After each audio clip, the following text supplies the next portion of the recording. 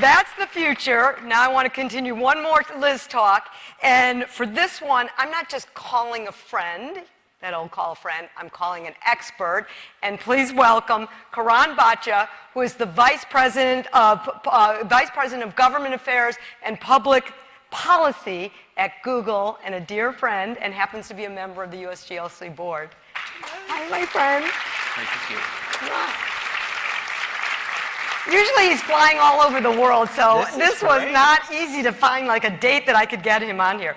All right, so I'm going to throw you on one. Yeah. So everybody's heard of ChatGPT, but you need to now know of Google Bard. So I did a little Google Bard myself. All right. Oh my goodness. Okay. And I asked this question. What will Karan Bhatia say if I ask him if AI is going to end humanity? God, I hope this is. Do you want to take a guess? It's something insightful. How about It was Yeah? so cool. Okay, Do you all want to right, guess let's see. what I it said? don't. Okay, this yeah. is really cool. So here's what it said. Let's see. It said Karan Bhatia would likely say that AI is not going to end humanity, because you would say that. He would point to the many ways in which AI is already being used to improve people's lives. Bhatia would likely say that AI is a powerful tool that has the potential to do great good or great harm. Thank you all.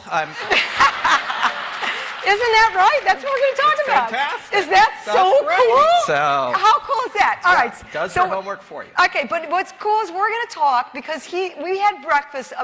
This is how I came up with the ideas. We had breakfast, and he started telling me the cool things that Google is doing in the development and diplomacy state.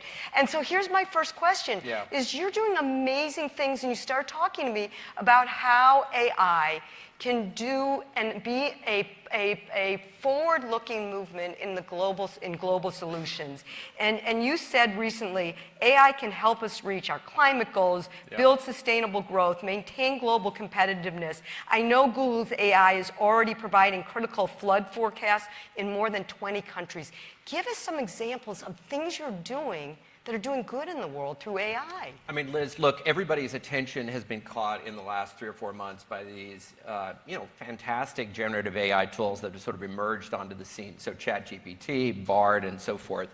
The reality, though, is when you think about the potential of artificial intelligence, certainly the ability to access search in different ways, which is effectively what these tools are allowing, is important.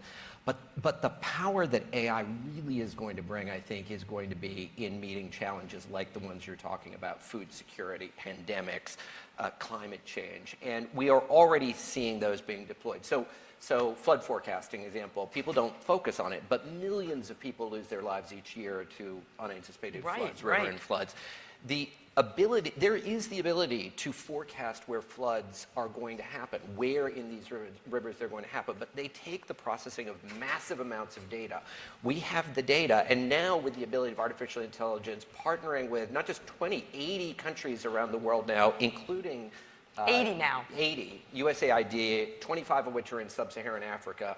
We are now able to provide governments ahead of time, and utilizing the Android phone system, which is pretty much ubiquitous there, get information to people that a flood is coming as early as a week in advance. So not only can they escape, they can harvest their crops and make, try and save themselves in the process. So one example. The other one I'll just really quickly mention, Translate, Google Translate. I don't know how many of you have used Google Translate. Wonderful. I love it. It's my favorite Google app. My son last year worked on the border between Ukraine and Poland, helping refugees come across the border, spoke neither Polish nor Ukrainian, but managed to get the job done utilizing Google Translate, running backwards and forwards. But Google Translate was innovated back in 2006. It was an incredible, painstaking process of working through translation. We were adding a few languages at a time. Starting in 2016, we started building in large language models and artificial intelligence. Today, last year alone, we added 32 new languages. We are up to 133, and we are going to have 1,000 languages on Google Translate by virtue of AI. Last year alone, take a language you haven't taught, Assamese in Northeast India. 25 million people who speak Assamese who are now going to have access to the world of information that they've never had before. It's just an extraordinary story. So just 2 examples replicated 100 times over. I don't know if you guys, I could talk to Karan all day about this, but But let me ask you the flip side, because Sure. in my AI Bard when I Googled, Yeah. it said harm. So you've been really out front, and I've seen you talk about this, about being responsible about AI. Yep.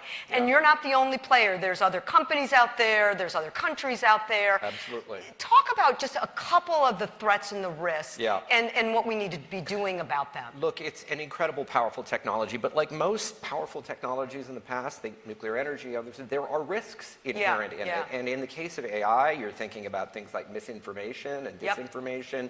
Some of you will have seen discussions of deep fakes, for instance, that can be enabled by artificial intelligence, cybersecurity risks. So there are a plethora of risks out there. It does require regulation, and it requires companies or players in this space to be responsible actors themselves. So when we talk about AI, we talk about three things. Bold, we've got to be ambitious. We've got to take on these big challenges and being innovating for them. But two, responsible. We have to be setting guardrails on ourselves. And number three, together. We need to be doing it in partnership with all of the relevant stakeholders. This isn't a world anymore where some small handful of countries or companies are going to be able to set the rules for the world. It's going to have to be done in a very different kind of way than international regimes have been done in the past. And so that's what we're thinking a lot about right now. So we're talking about, as you just said, profound technology impact on the world.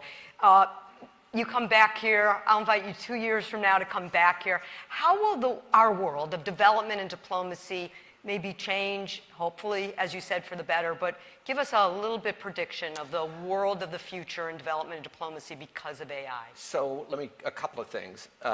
First of all, I actually think the implementation of development assistance through our aid agencies and international organizations is going to be helped through artificial intelligence, simply through the efficiencies that are going to be generated. You can't, but that is going to be true across all industries, across all sectors. But I do think there is going to be improvements there.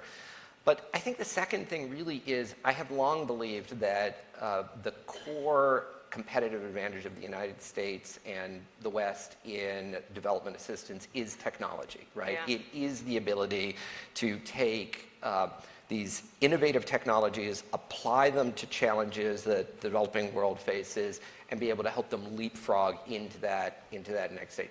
This technology is going to do that times 100. So I could not be more enthused for what I think it is going to do, provided that we can get those guardrails right. And that's really where we're going to need to be spending a fair amount of time in diplomacy, and figuring that out and figuring out how we do that. All right, you just got a little glimpse of what is here, but also the future, which is why we wanted to close.